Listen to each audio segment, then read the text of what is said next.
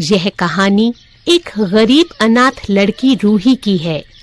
जब रूही 7 वर्ष की थी, तभी उसके माता पिता की एक सड़क दुर्घटना में मौत हो गई थी। महज 7 साल की मासूम बच्ची अपना पालन पोषण करने के लिए फूल बेचा करती थी।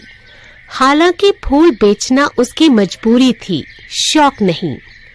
वह भी और बच्चों की तरह स्कूल ड्रेस पहनकर स्कूल जाना चाहती थी, पढ़ना चाहती थी, ताकि वह पढ़ लिख कर बड़ी अफसर बन सके। लेकिन फूल बेचकर उसे ज्यादा पैसे कहाँ मिलते थे। पेट भरने के लिए 2 वक्त की रोटी भी ठीक से नसीब हो जाए, यह भी उसके लिए बड़ी बात थी। ऐसे ही एक दिन रूही के पास एक औरत फूल खरीदने आती है। अरे बेटा, तुम्हारे फूल तो बहुत खूबसूरत हैं। इनमें से खुशबू भी बहुत बढ़िया आ रही है। यह लो 100 रुपए और यह फूल मुझे दे दो। अच्छा बेटा, एक बात तो बताओ, यह किताबें किसकी रखी हैं? आंटी, यह किताबें मेरी हैं। मुझे पढ़ने का बहुत शौक है। फूल बेचने के दौरान मुझे बीच में जो समय मिलता है, उसमें मैं यह किताबें पढ़ने की कोशिश करती हूँ। मैं गरीब हूँ ना, और ऊपर से अनाथ भी, इसलिए स्कूल तो जा नहीं सकती, तो ऐसे ही किताबें पढ़कर अपना शौक पूरा करती हूँ। अरे बेटा, तुम्हारी बातें सुनकर मेरी तो आंखें ही नम हो गईं। मेरा भी इस दुनिया में कोई नहीं है, लेकिन तुम्हारा पढ़ाई के प्रति इतना प्रेम, इतना झुकाव देखकर मैं तुम्हें स्कूल जरूर भेजूंगी। मैं प्रिंसिपल के यहाँ काम करती हूँ। अगर मैं उनसे तुम्हारे लिए सिफारिश करूंगी तो तुम्हें एडमिशन जरूर मिल जाएगा। और हाँ बेटा, आज के बाद तुम अपने आप को कभी अनाथ नहीं कहोगी। मैं हूँ ना, तुम्हारी माँ। अनीता का अपने प्रति ऐसा लगाव देखकर रूही की आंखें भर आती हैं। अनीता उसके आंसू पोंछती है और उसको अपने साथ अपने छोटे से घर में ले जाती है। और अगले दिन जब वह काम पर जाती है तो अपने साथ रूही को भी ले जाती है और अपनी मालकिन से कहती है, मेम साहब, यह रूही है, बेचारी अनाथ है। इसका इस दुनिया में कोई नहीं है। मैंने इसे अपना नाम दिया है। आज से ये मेरी बेटी है। और आपको पता है मैम साहब, यह पढ़ाई में बहुत होशियार है। आज तक यह स्कूल नहीं गई, लेकिन खुद ही पढ़ाई करके काफी कुछ सीख गई है। अगर आप गरीब कोटे में इसका एडमिशन अपने स्कूल में करवा देंगी तो आपकी बड़ी मेहरबानी होगी। ठीक है अनीता, तुम हमारे यहाँ पर बहुत समय से काम कर रही हो, इसलिए मैं तुम्हारी इस इच्छा को जरूर पूरा करूंगी। रूही का एडमिशन हो जाएगा, तुम चिंता ना करो। रूही यह बात सुनकर खुशी से झूम उठती है कि अब वो भी स्कूल यूनिफॉर्म पहनेगी, बैग टांगे स्कूल जाएगी। ऐसे ही कुछ दिन बीत जाते हैं। स्कूल में एक सीट खाली होती है। रूही का टेस्ट होता है तो वह टेस्ट में पास हो जाती है और उसका इतने बड़े स्कूल में एडमिशन हो जाता है। रूही बहुत खुश होती है।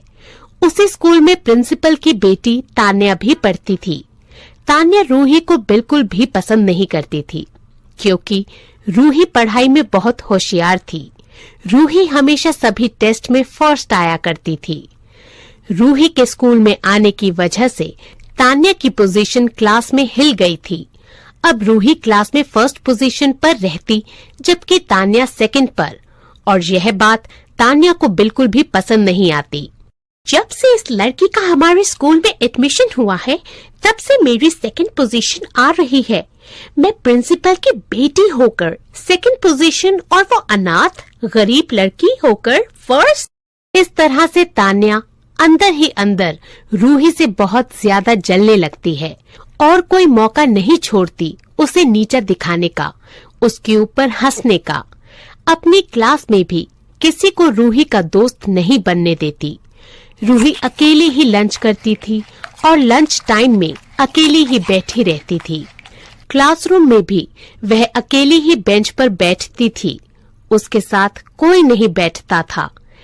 ऐसे ही एक दिन रूही लंच कर रही थी, तभी तान्या अपने दोस्तों के साथ आती है और आकर रूही का मजाक उड़ाते हुए उस पर हंसते हुए कहती है, इसे देखो दोस्तों, यह गरीब हमारे घर पर जो काम वाली है, उसे कहीं रास्ते में पड़ी हुई मिली थी और जब इसकी माँ, मेरा मतलब है हमारी काम वाली ने मेरी मम्मी के पैर पकड़े, उनके आगे गिर गिराई, तब कहीं जाकर तो इसको इस स्कूल में मेरी माँ ने एडमिशन दिया, वरना इस गरीब की औकात कहाँ जो हमारे साथ इतने बड़े स्कूल में पढ़ सके।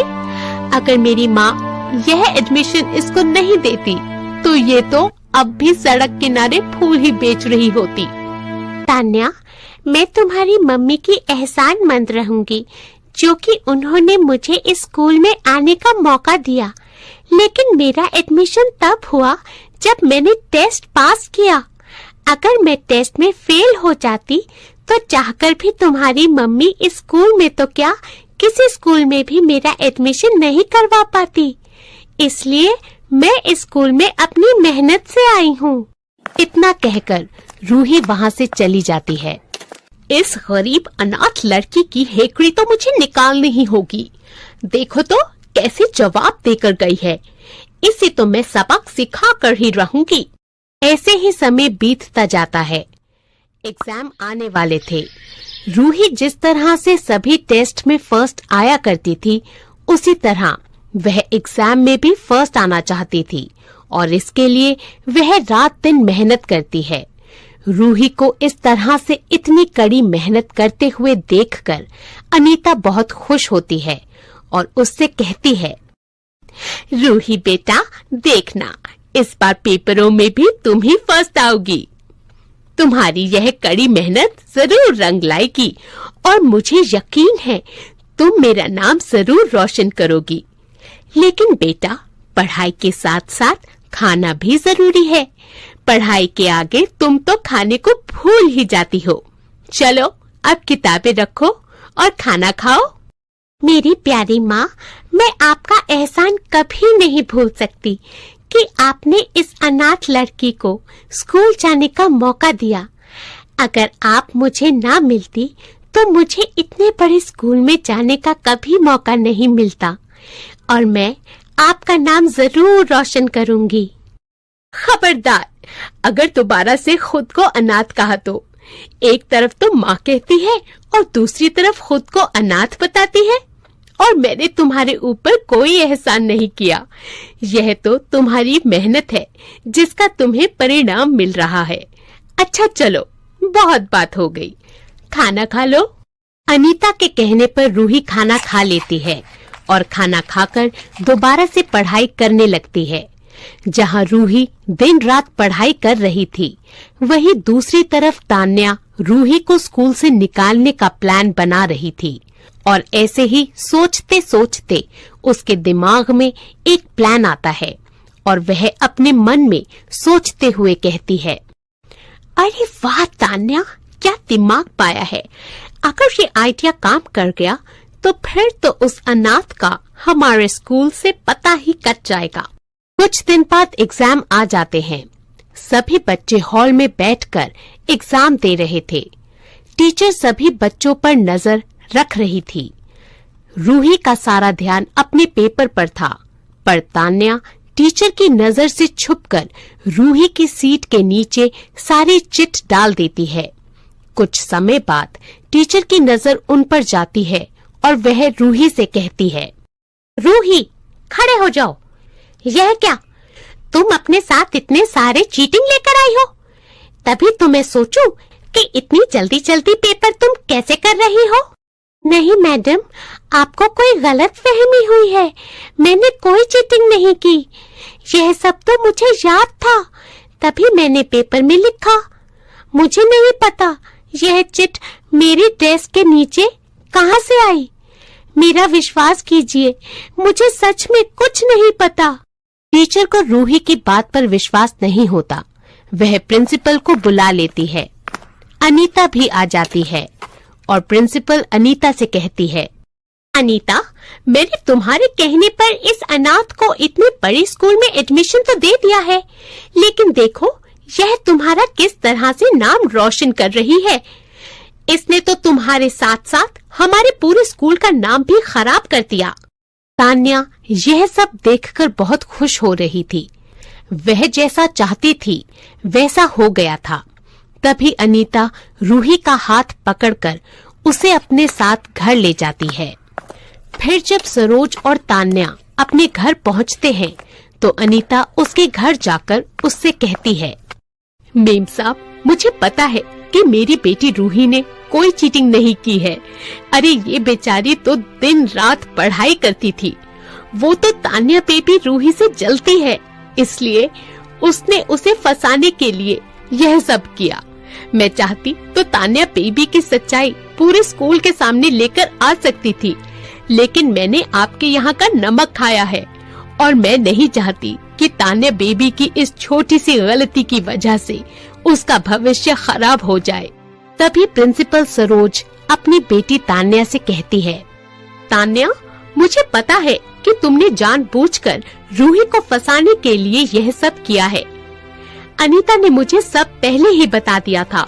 वह जब तुम्हारे कमरे की सफाई करने गई थी तभी उसने तुम्हें वो चिट बनाते हुए देख लिया था। विद्या तो एक ऐसी चीज है बेटा जो कोई किसी से नहीं छीन सकता।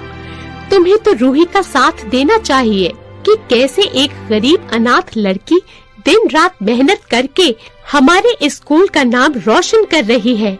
वो तो तुम अनीता का बड़प्पन समझो कि उन्हें सब कुछ पता होते हुए भी स्कूल में सबके सामने उन्होंने कुछ नहीं कहा, ताकि तुम्हारी और तुम्हारी माँ की सबके सामने इंसल्ट ना हो।